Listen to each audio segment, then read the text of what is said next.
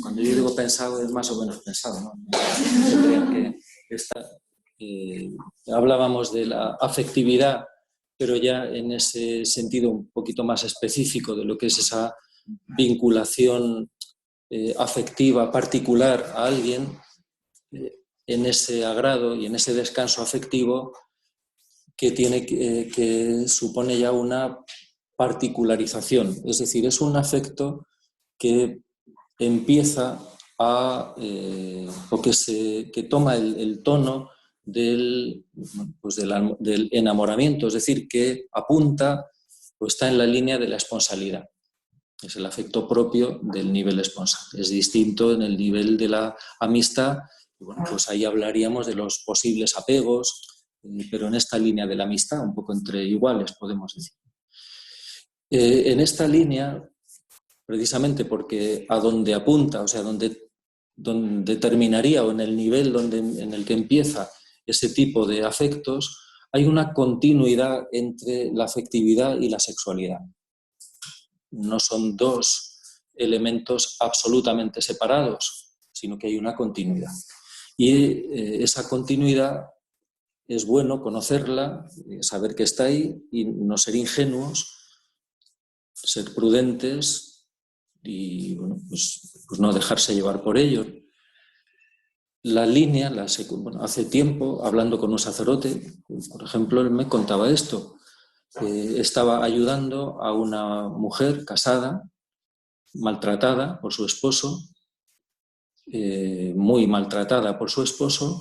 Bueno, pues esta mujer necesitaba ayuda realmente, estaba sufriendo mucho, pero me contaba este sacerdote que, claro, la ayudaba, esta mujer lloraba, estaba sufriendo mucho, él sentía compasión hacia ella, pero que en esa línea de la caridad pastoral, la ayuda, la compasión, él notaba que se añadía a eso, porque hay una continuidad, se añadía a eso un impulso más, claro. Pues se añadía el impulso a manifestar el afecto corporalmente, pues abrazarla, acariciarla, consolarla, pero ese impulso se prolonga, se continúa en otro, que es ya el puramente sexual. Bueno, él, gracias a Dios, se daba cuenta, gracias a Dios, no se dejaba llevar por ello desde el inicio, porque la continuidad está en esa secuencia, en esa tendencia. Se empieza por ese sentimiento de complacencia, de descanso afectivo o de compasión o de atracción, y el dinamismo propio, porque estamos en este nivel de continuidad de la afectividad y de la sexualidad. Y un día, hablando a los jóvenes allí en Villa El Salvador, les decía que entre la afectividad y la sexualidad no hay tranqueras como las que ponen allí en las calles, sino que hay una continuidad y empiezan con el cariño, con el afecto, reclama la expresión corporal y reclama, en tercer lugar, ya la expresión sexual. Estos elementos que tienen su dinamismo propio, bueno, de suyo son buenos, Dios los ha hecho así, pero como no dejamos de ser hombres o mujeres y por muy integrada que esté la afectividad en la caridad, todavía hay, mientras estamos en este mundo, hay una cierta independencia de los sentimientos, incluso de los afectos, del instinto. Pues por eso ser conscientes de esta continuidad es bueno. Eso no quiere decir que haya que ser distantes, pero sí que hay que ser sobrios.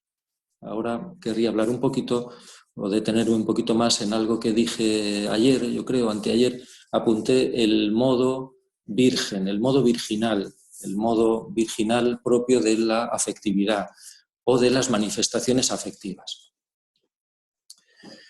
Precisamente porque la virginidad es una unión inmediata con Jesucristo y eso nos capacita para amar a todos, pero sin apegarnos a nadie, sin depender afectivamente de nadie, sin hacernos dependientes de las manifestaciones de cariño de nadie y para no querer a nadie para nosotros. El modo virginal de la manifestación del cariño es fundamentalmente el de la caridad que está dispuesta a dar la vida. Y como estamos dispuestos a dar la vida por alguien, estamos también dispuestos a dar lo demás que Dios quiera. Yo recuerdo, cuando yo fui párroco, yo nunca me he tenido a mí mismo por una persona simpática. Yo pues me tengo a mí mismo por una persona más bien un poquito, no sé, pues seco. ¿No? También uno cambia, pero sobre todo antes, pues yo sí me tenía más por una persona un poco seria, un poco, vamos, no simpático. Entonces, a don José Rivera, un día recuerdo, un poco apurado, le dije, yo no sé si voy a poder ser un buen sacerdote porque es que yo creo que no soy una persona eso, pues, simpático, muy expresivo, soy más bien soso.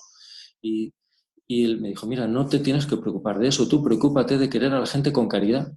Si tú quieres a la gente con caridad, les expresarás la caridad a tu manera, pues sí, si eres más bien soso, pues de manera un poco sosa, si no eres muy, no sé, pues si no eres muy hablador, pues con pocas palabras, pero tú preocúpate de la caridad, de tener caridad hacia ellos. ¿Y cómo podrás recibir de Dios la caridad hacia ellos? Mirándoles con fe, rezando por ellos, pidiendo a Dios la caridad hacia ellos. Para mi sorpresa, la gente de mi parroquia decía, qué cura tan simpático, nos han mandado. Y yo decía, pues si yo no soy simpático, si no están queriendo decir que soy simpático, porque creo que no lo soy, o por lo menos que no lo era menos. Lo que quieren decir es que sienten que los quiero, porque gracias a Dios, eso sí, sí los quería. Rezaba por ellos, pasaba noches en oración por ellos, me mortificaba por ellos, pedía a Dios que, bueno, pues que a veces lo decía con la boca pequeña, como se dice en España, o sea, como algo que uno sabe que debe decir, pero que no se atreve del todo, ¿no? Pues lo de San Juan María Vianney, cuando llega a su parroquia, Señor, haz conmigo lo que quieras, pero que esta gente, que mis fieles se conviertan. Yo se lo decía a Dios, pero diciendo, pero no mucho, por favor. Pero bueno, pues yo creo que cierta caridad hacia ellos sí que tenía. Cuando hay caridad, las manifestaciones salen, pero correspondientes a la caridad. San Juan de Ávila, el patrono del clero secular español, sacerdote del siglo XVI, hablando en general de los métodos apostólicos, pero hablando también, refiriéndolo a la caridad, a las personas, pone el ejemplo de una acequia. Dice, para regar un huerto hay gente, o sea, podríamos preocuparnos de hacer los canales de riego, pero si la acequia está vacía, no va a llegar el agua. Si la acequia se llena de agua, la acequia rebosa y el rebosar del agua va buscando los canales para regar el huerto. ¿Qué quiere decir San Juan de Ávila? Pues esto mismo, que el Virgen tiene que vivir lleno de la caridad de Cristo. Y si de verdad comparte la caridad de Jesucristo a las personas y la puede compartir muy pronto, si la recibe inmediatamente de Cristo, en esta relación inmediata, etcétera, etcétera, pues las expresiones de la caridad no hay que esforzarse por buscarlas y nos saldrán verdaderas expresiones de la caridad. Siempre hay que tener cuidado porque además de caridad tenemos pues pecados, necesidades sin integrar, etcétera, etcétera. Pero lo primero para la afectividad es que haya caridad. Y entonces volvemos a lo de siempre.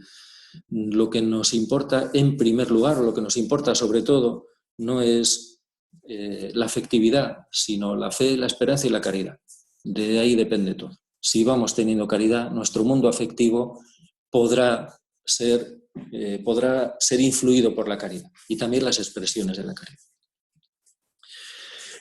Por lo tanto, las verdaderas expresiones de la caridad son eso, el estar dispuesto a dar la vida por la gente, porque nadie tiene amor más grande que el que da la vida por sus amigos. En la línea de esto que les decía, a mí lo que me importaba en mi parroquia no era, no sé, pues hacer ejercicios de simpatía todas las mañanas, ¿no? Para ejercitarme en la simpatía, sino pedirle a Dios el don de la caridad.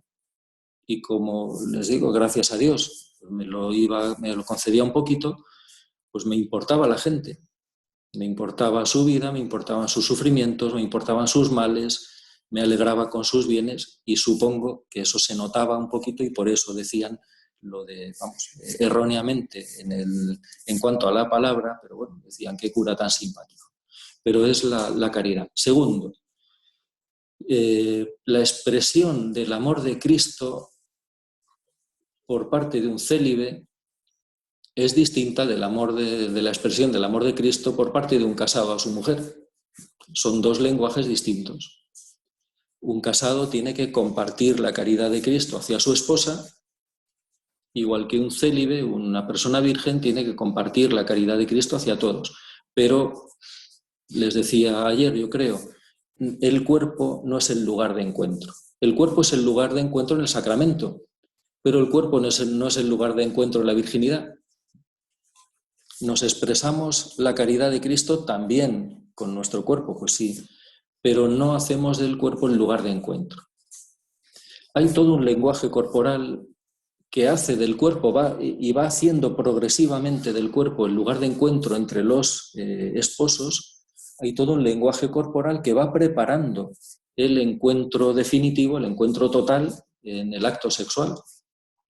Pues en el célibe, en la persona virgen, no solo es impropia la expresión sexual, la expresión ya de tono sexual con nadie, sino que es impropio el lenguaje que está en esa línea, que cualquier novio, cualquier enamorado, cualquier esposo entiende que está preparándose, está encaminando a lo que es la unión física en el acto sexual. Por ejemplo, pues les decía ayer, creo anteayer, ese ejemplo del sacerdote al que vino una chica a darle un beso y él estiró el brazo, además lo estiró para tenerla a distancia. Para dar un beso a alguien, un célibe puede dar un beso a otro. Pues sí, como yo al menos no veo ningún problema, ni me hago ningún problema, pero depende qué beso, claro. Hay besos y besos. O sea, una cosa es un beso que manifiesta pues cariño, cercanía, interés, saludo, y otra cosa es un beso que expresa ya otra cosa. Ya es un beso que empieza a hacer del cuerpo, de la unión corporal, la expresión de la vinculación afectiva.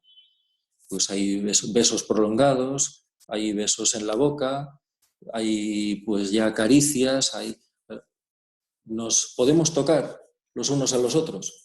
¡Ay, que me ha tocado! Que eso no se hace. Pues hay contactos y hay contactos. Nos podemos dar la mano.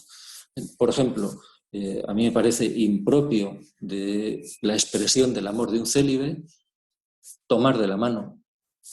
¿Por qué? Porque son los novios los que se toman de la mano. A mí no se me ocurriría tomar de la mano a una chica, ni a un chico, claro, pero no se me ocurriría tomar de la mano a alguien y salir a dar un paseo.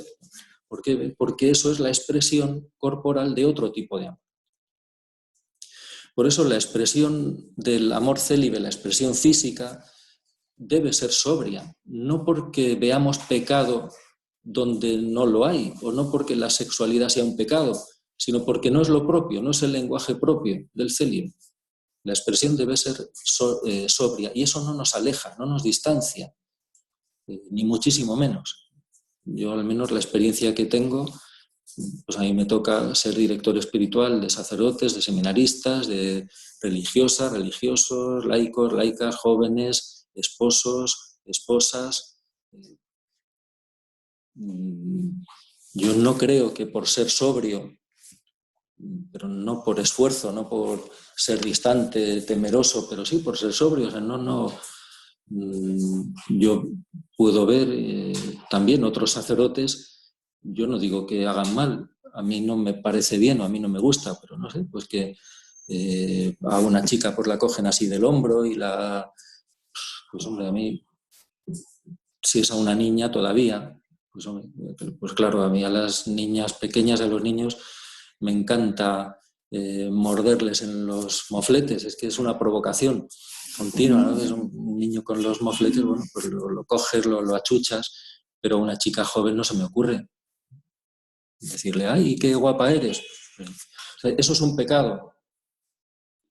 Pues yo no digo que sea un pecado, no digo que sea ponerse en riesgo próximo de pecado, ni que sea, no sé, pues sucumbir a la tentación, pero sí digo que me parece algo impropio. No creo que sea el modo propio del célibe de expresar el amor de Cristo.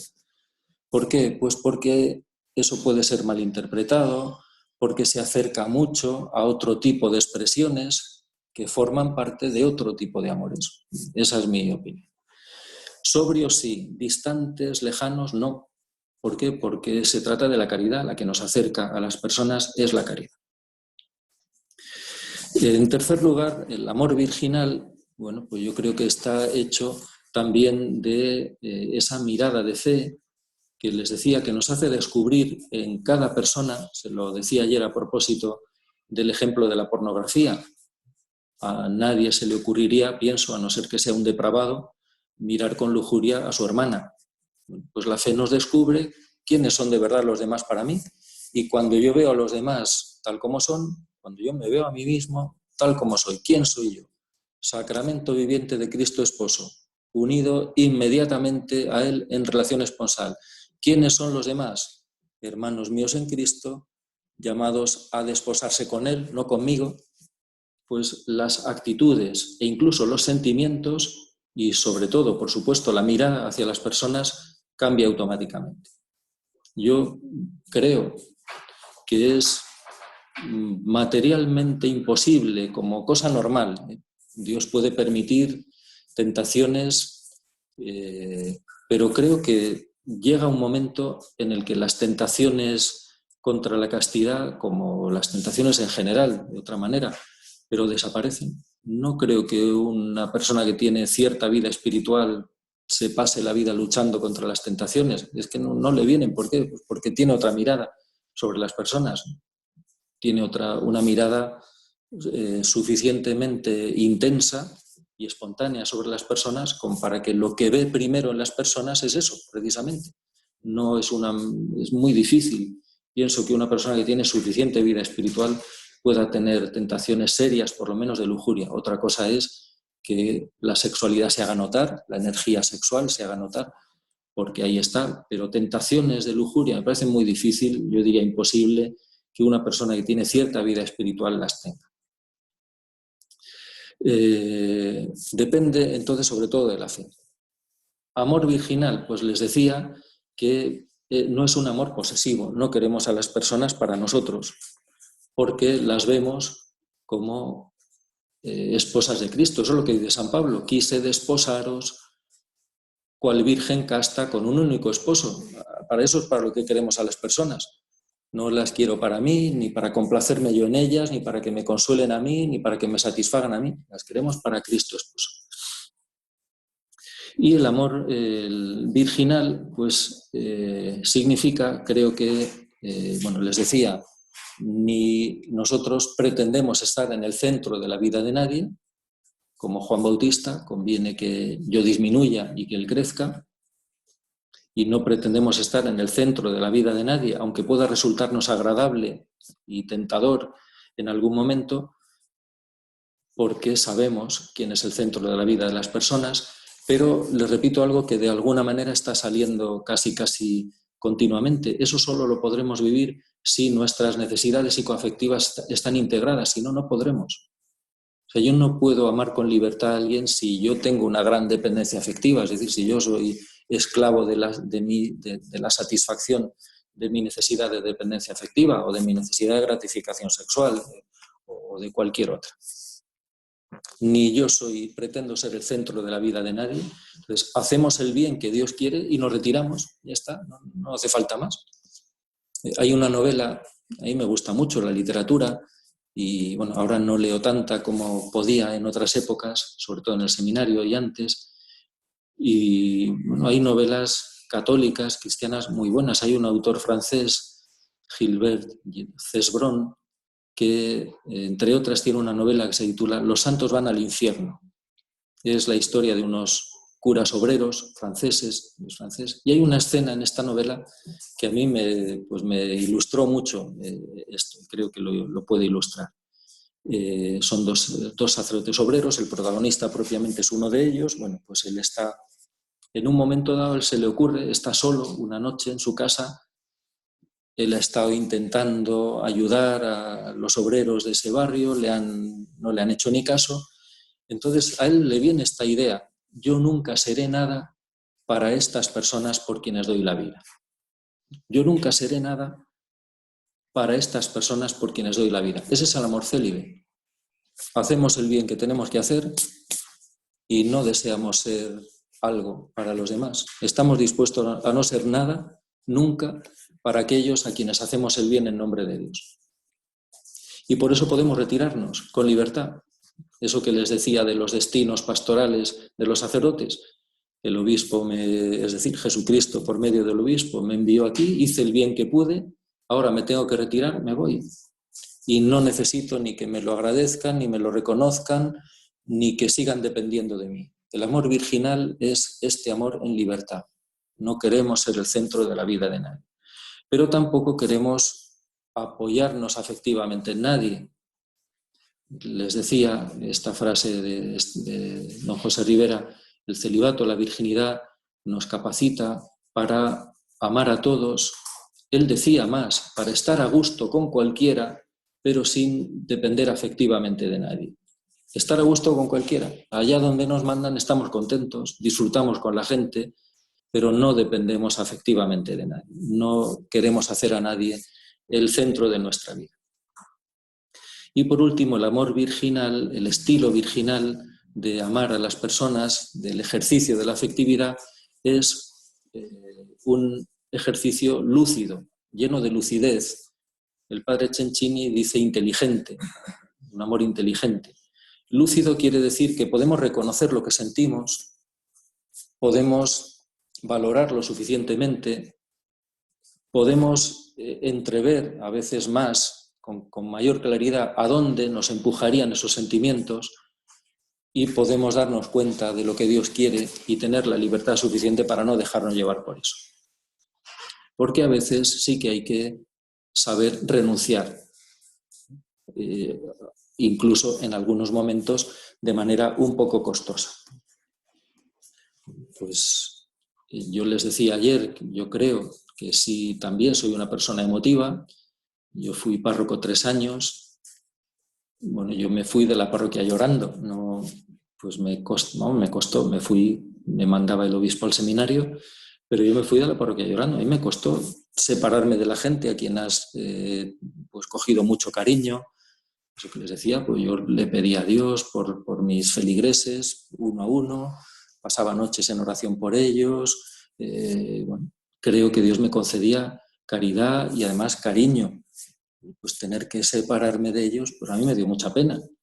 Pero cuando se trata de una vinculación afectiva, pues en esta otra línea, ¿ven? Del enamoramiento, pues también hay que ser capaces de romper si es necesario, ser capaces de tomar distancia si no hay otra manera de poner las cosas en su sitio.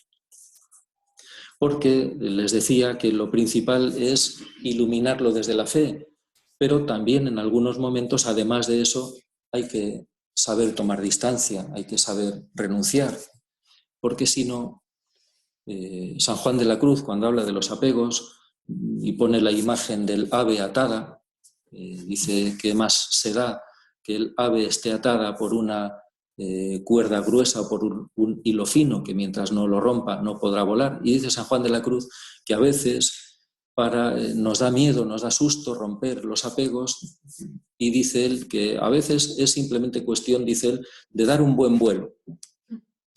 Cuando un ave que está atada por un hilo da un buen vuelo, el hilo se rompe. A veces es necesario dar un buen vuelo, es decir, tomar distancia. La renuncia también material, que tiene que ir acompañada del otro, porque si no la renuncia material corre el peligro de alimentar el deseo, porque lo echamos de menos, porque nos pasamos el día pensando en esa persona.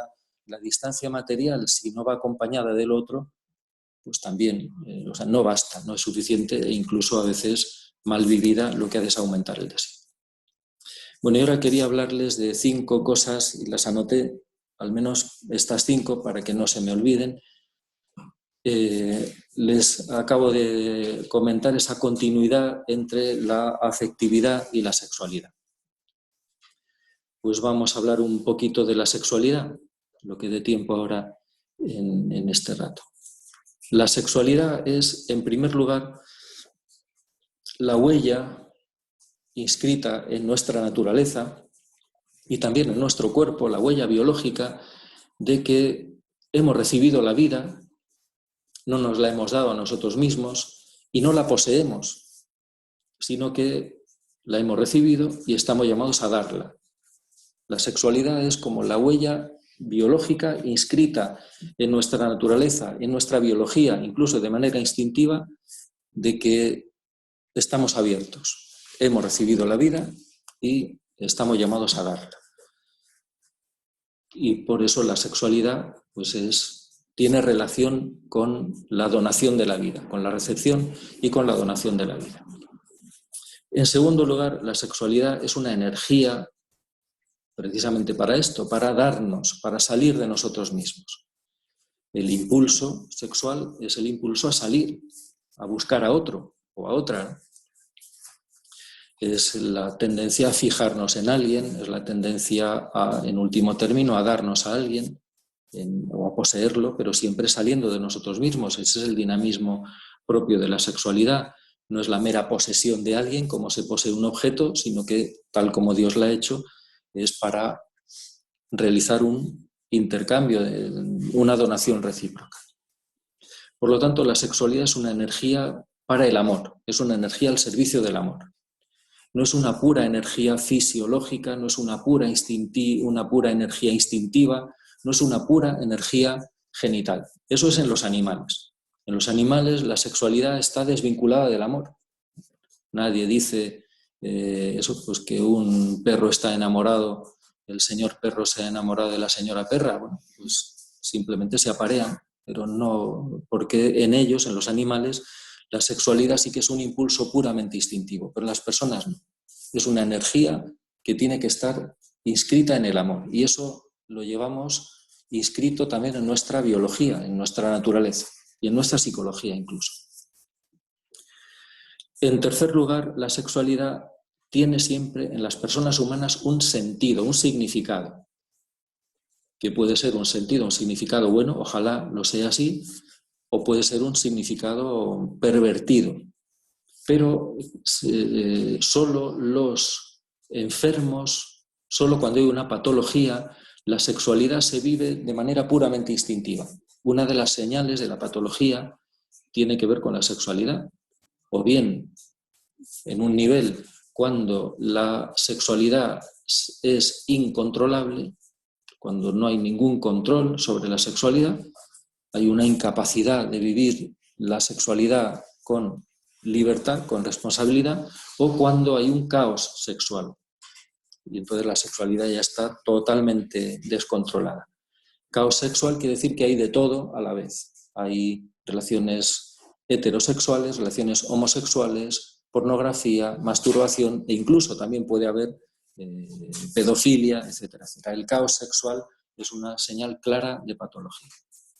Pero si no hay patología, las personas humanas vivimos la sexualidad, queramos o no, con un significado. Eso quiere decir que tiene una interpretación, tiene una motivación.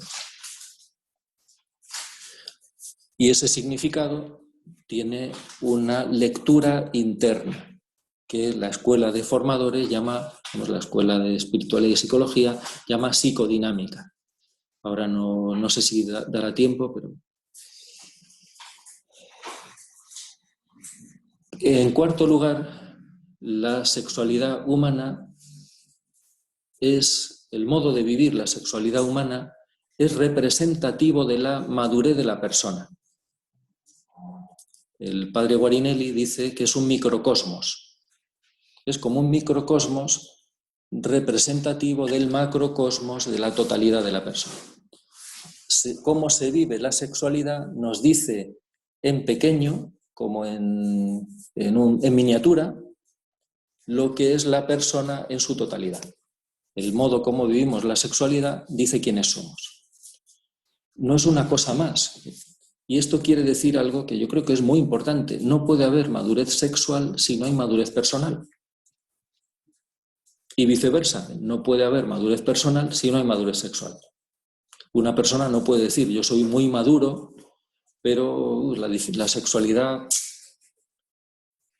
puede haber muchos factores, pero dicho así, no puede ser. Si una persona es madura, pues su sexualidad también lo será.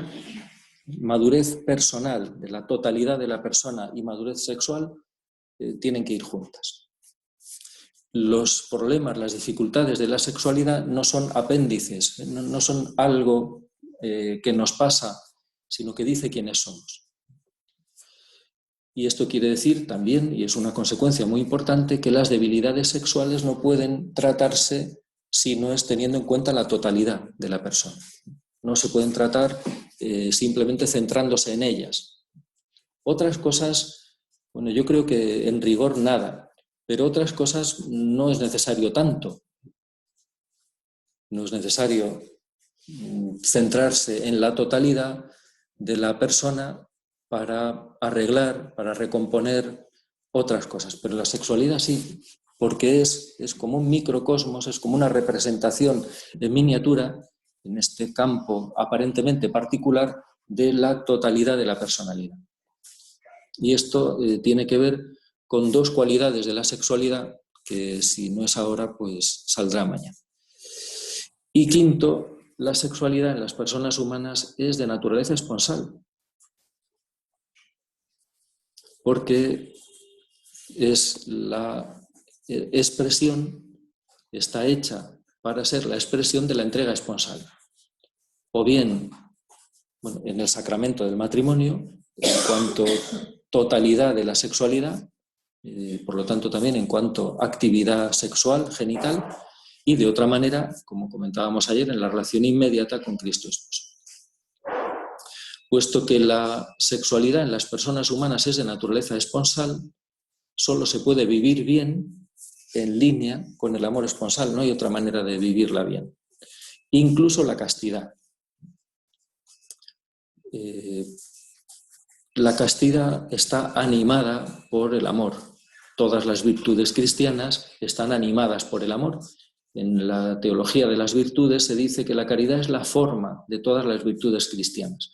Y la forma, no en el sentido externo, aquí no tendría ningún sentido, sino en cuanto que es la que anima, la que mueve y la que orienta el ejercicio de todas las demás virtudes. La capacidad de vivir la castidad depende de la caridad que se tenga. Es así en todas las virtudes.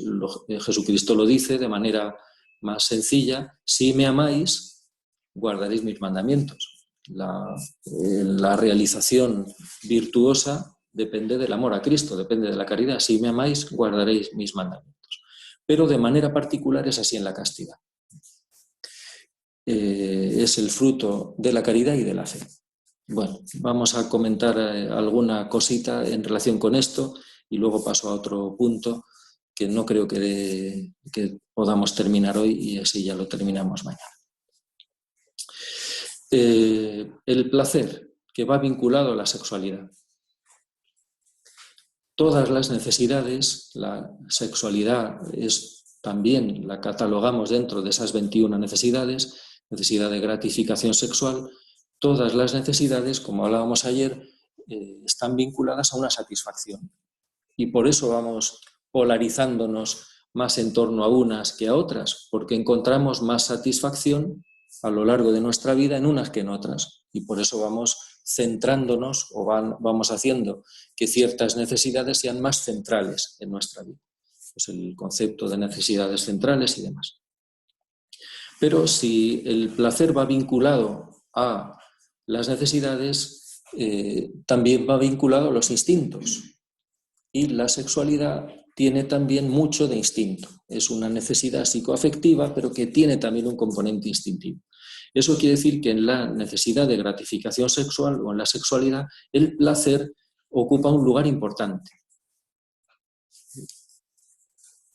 ¿El placer es malo? No. El placer es bueno.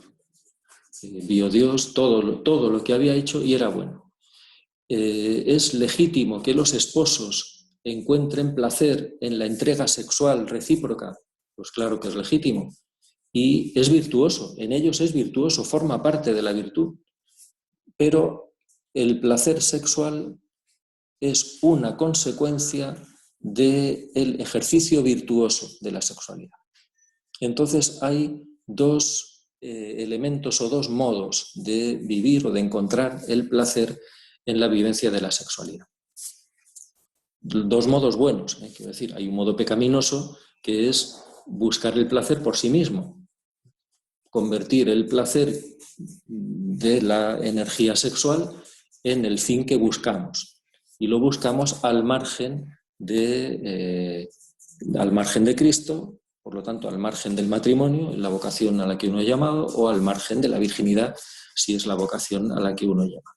Pero hay dos maneras de vivir bien el placer en la sexualidad. Uno, el placer matrimonial, que consiste en que cuando los esposos se aman cristianamente, se aman con caridad, es decir, estarían dispuestos a morir por el otro, por el bien del otro, por la salvación del otro, por la santificación del otro. Cuando el uno se complace en el otro con el amor de Cristo y se entregan el uno al otro en el acto sexual, yo diría, me atrevo a decir, que ese acto sexual es mucho más placentero que un acto sexual puramente vicioso. Encuentran mucho más placer los esposos que se entregan el uno al otro cristianamente que un señor que se va a un prostíbulo. Encontrará un placer mucho más parcial. ¿Por qué? Porque el placer no es solo una sensación genital, sino que es un sentimiento, una vibración personal. Y pongo un ejemplo, vamos a ver. ¿Quién encuentra más placer en una melodía? El que entiende de música, el que sabe de música, el que tiene el oído cultivado, el que sabe distinguir, pues esto es un tono menor, esto es un tono mayor, o el que al que simplemente le gusta. Yo creo que sin duda encuentra mucho más placer en una melodía el que entiende de música. ¿Por qué?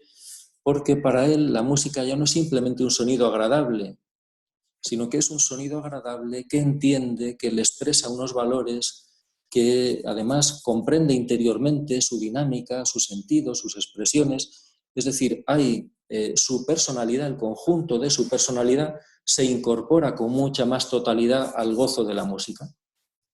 ¿Quién experimenta más placer en el acto sexual? Y un placer mucho más extenso, mucho más intenso incluso.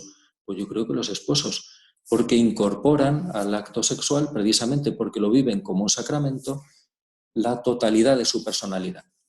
Cuando un hombre o una mujer pues se va a un prostíbulo, simplemente experimenta un placer genital, pero no experimenta un placer personal. ¿Esto qué quiere decir? Pues que la manera virtuosa de vivir el placer, de experimentar el placer en los esposos, es experimentarlo como una consecuencia del amor, como un fruto del amor.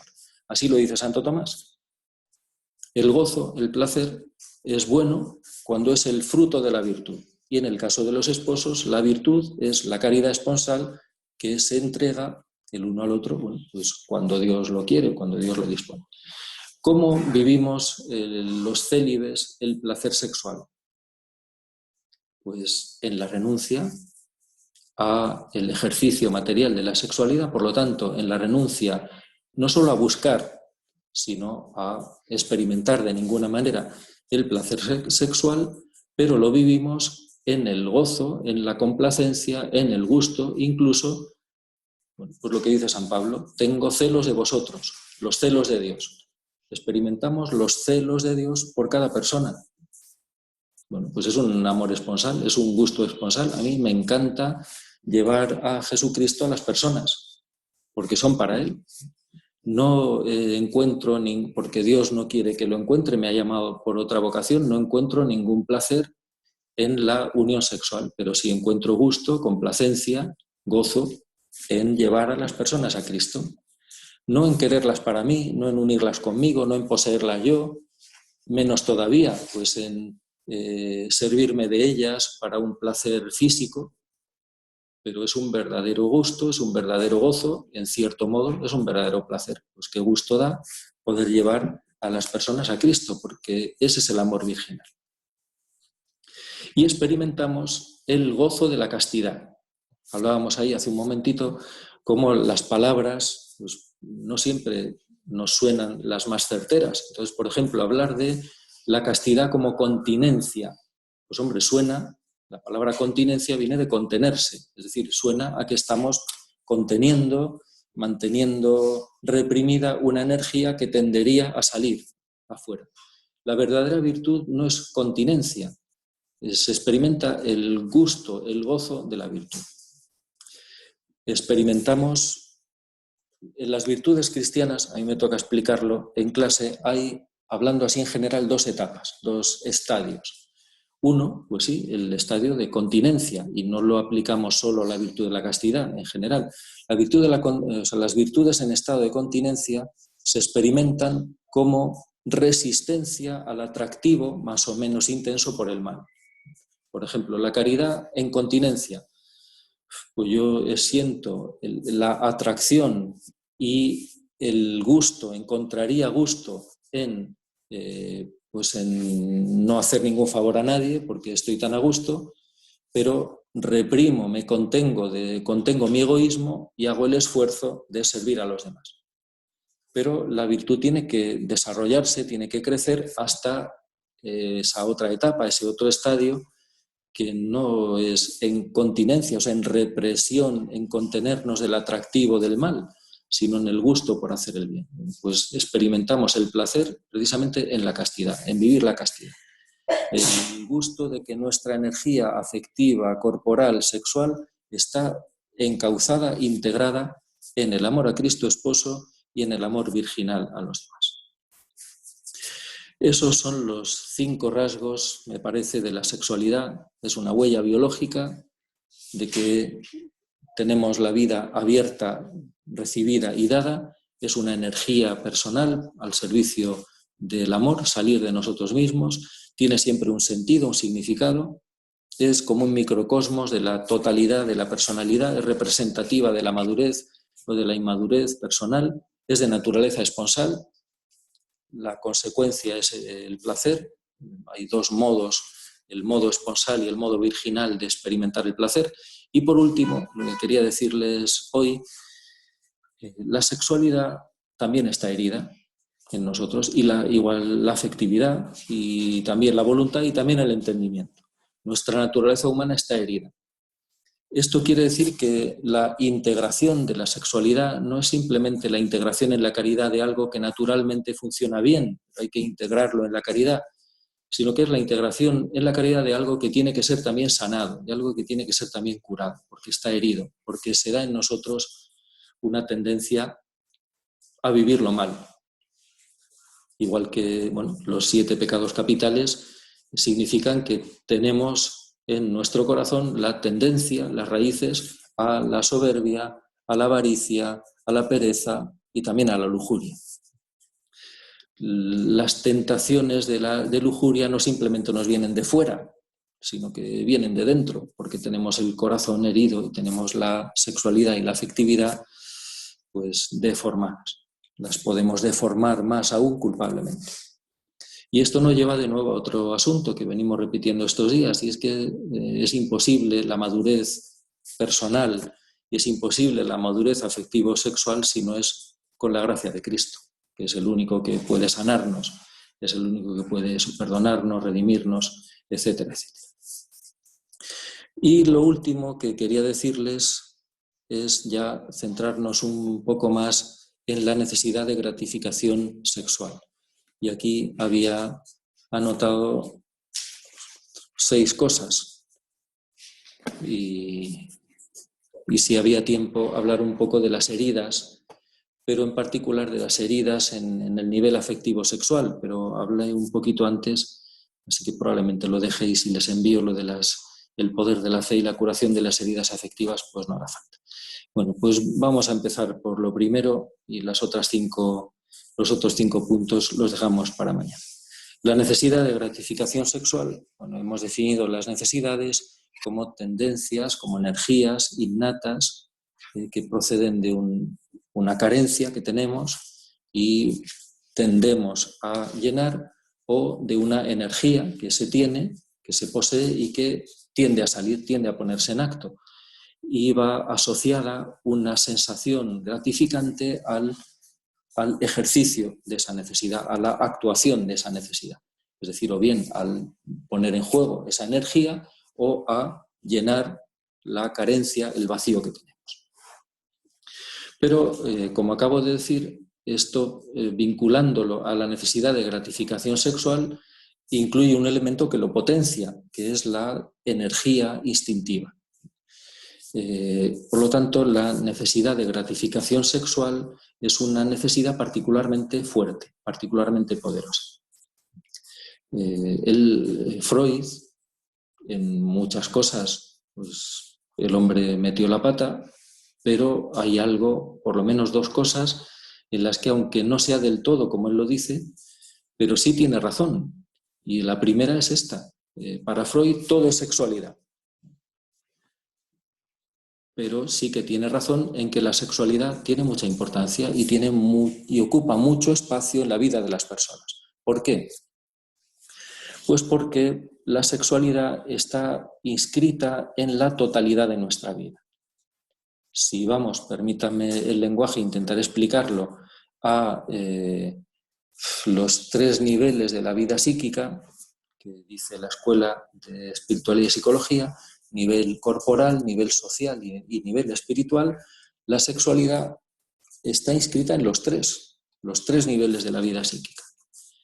Tiene un elemento corporal, fisiológico, instintivo, tiene un nivel social, porque la sexualidad es esa energía, tiene también esa energía para salir de nosotros y entrar en relación con los demás, de manera particular en el enamoramiento, pero también debe ser vivida y está hecha para ser vivida en el nivel espiritual.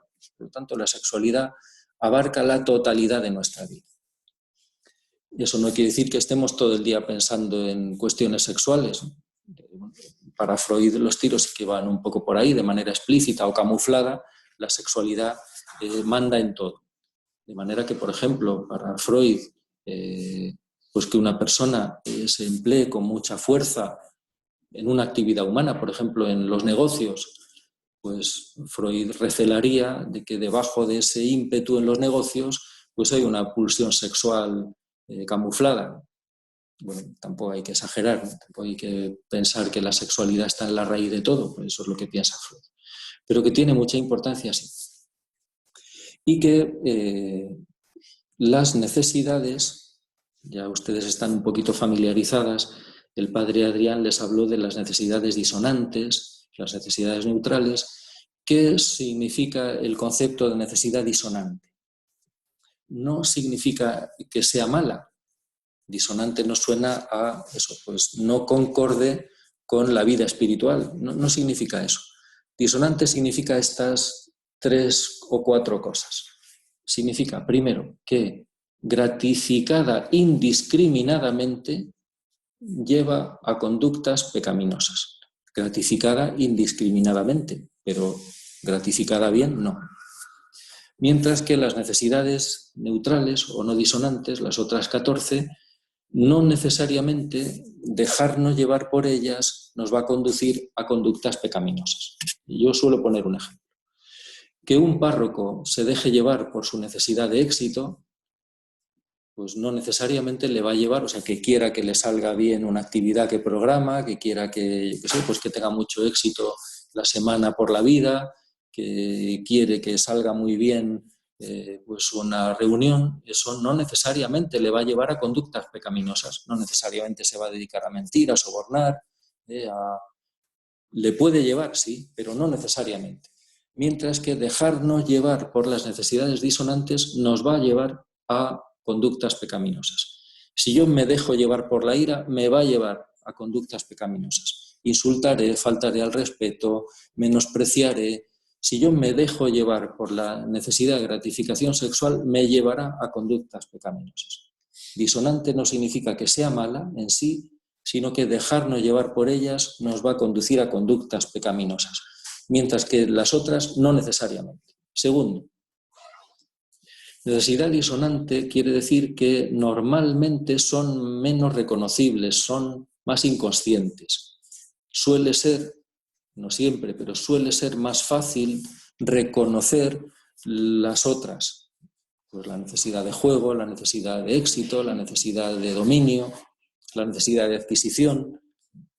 Pues yo qué sé, una persona puede darse cuenta, dicen que les pasa Este ejemplo que voy a poner les pasa más frecuentemente a mujeres, bueno, pues que cuando, pues cuando están tristes, ¿qué hacen? Pues le quitan la tarjeta de crédito a su marido, se van a los grandes almacenes y se gastan. Y vienen ya tan contentas, ya se les ha pasado la tristeza. Bueno, pues se pueden dar cuenta eso de la necesidad de adquisición. Me pongo a comprar cosas y se me pasa la tristeza. Pero puede que sea tan fácil reconocer por qué están tristes, qué necesidades insatisfechas son las que están poniéndole triste. A veces es más fácil reconocer las necesidades neutrales que las disonantes. Pero en tercer lugar, necesidad disonante significa que suelen estar en la raíz de nuestras dificultades. La raíz de nuestras dificultades no suele estar, no está de hecho casi nunca, yo diría nunca, en torno a las necesidades neutrales, esas son las manifestaciones. Y la necesidad de gratificación sexual tiene la cualidad o la capacidad de estar en la raíz de muchas dificultades personales. Porque la sexualidad tiene dos cualidades. Simplemente las enuncio y ya lo explicamos mañana. La sexualidad tiene dos características que son la plasticidad y la ubicuidad. Mañana lo explico. Espero que puedan dormir. Por la incertidumbre,